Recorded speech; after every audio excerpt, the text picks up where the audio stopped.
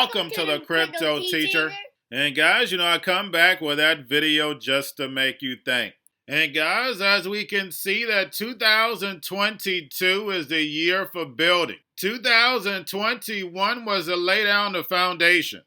But we know cannibalism is about to start because we know all these big banks, big corporations have been funding all of these private projects. And every time we turn around, Circle comes up. Circle, we know USDC has been chosen as that private stable coin by the central banks. Now, some people are calling the Fed bluff for next month and that the market is just going to correct itself. And yes, we've had a minor sell-off, but we know the Fed has to build its fourth industrial revolution. Bring in the robots, algorithms, and drones that take over the economy. They're definitely going to raise rates. They're going to stop QE and roll off this balance sheet, but we know they're going to set up a big distraction so they can run that money in the back door. And remember, the Crypto Teacher told you because he knows. When it comes to the New World Order, it's all planned out. You have a wonderful day.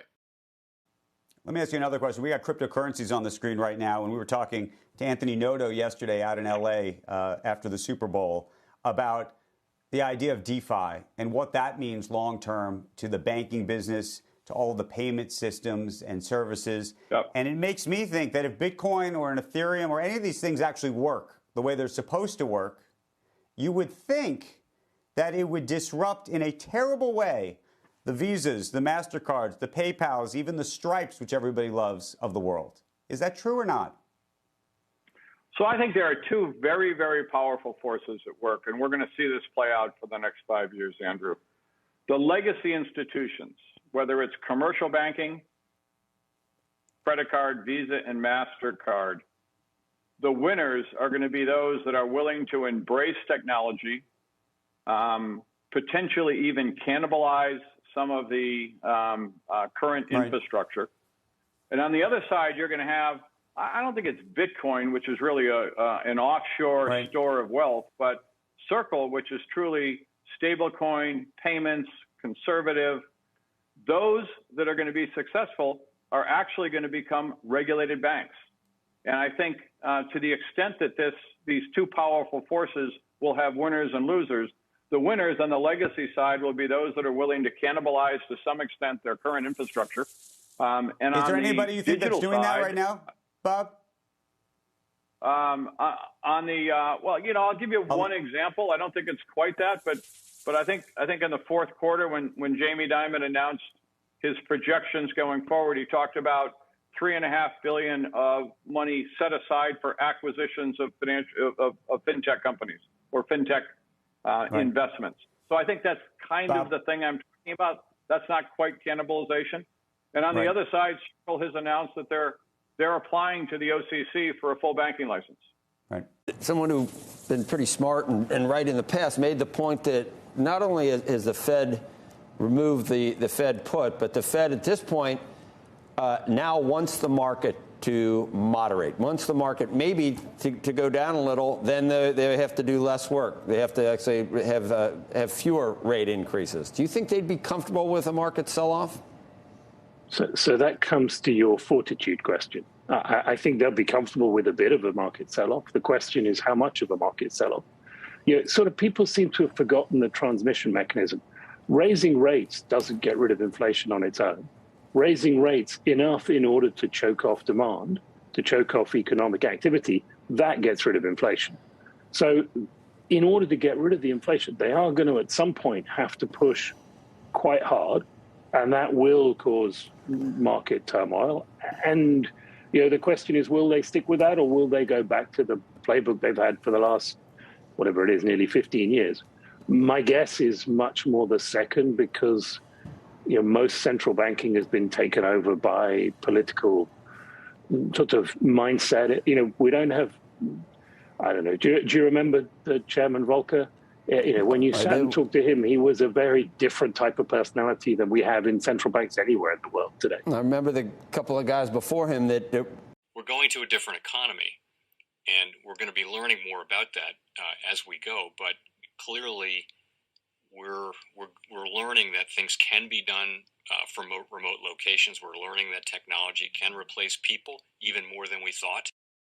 We're not going back to the same economy. We're recovering, but to a different economy, and it'll be one that is more leveraged to technology. And I worry that that is going to make it even more difficult than it was for many workers.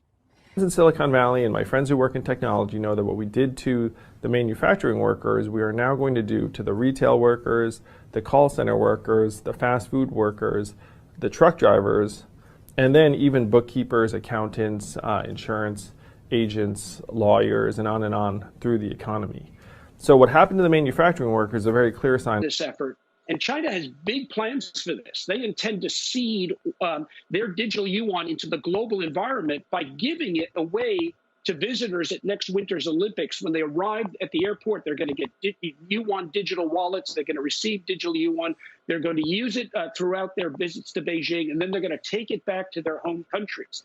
They see this as a huge advantage. Why? Because who controls the underlying protocols, who controls the underlying standards of the future of money will control the future of money. The most powerful person in the world is the storyteller.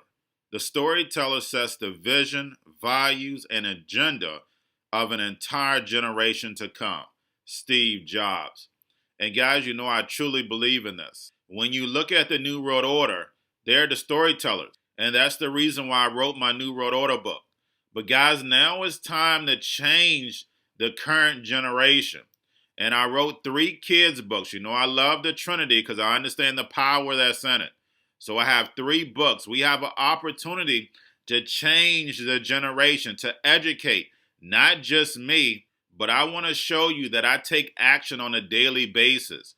And I want you to take action on a daily basis. Whether it's your job, whether it's in your community, we have an opportunity right now to educate the masses. I posted this on my Twitter account. Please share, but this is a short clip of the 3 books. There's going to be a clothing line and action figures. Please get these books for your kids, nephews, cousins, friends, so therefore we can start the re-education now. Because as we see, the 4th Industrial Revolution foundation is definitely here. Robots, algorithms, drones, taking humanity out the picture. We have to re-educate. But let's get into the video. Part 1. King Joshua and Grandma Tam save the village. Part 2. King Joshua and Grandma Tam save New York from COVID-33. Part 3. King Joshua and Grandma Tam goes to China. It's mandatory to get part 1, part 2, and part 3 of this series. It's time to re-educate Generation Z.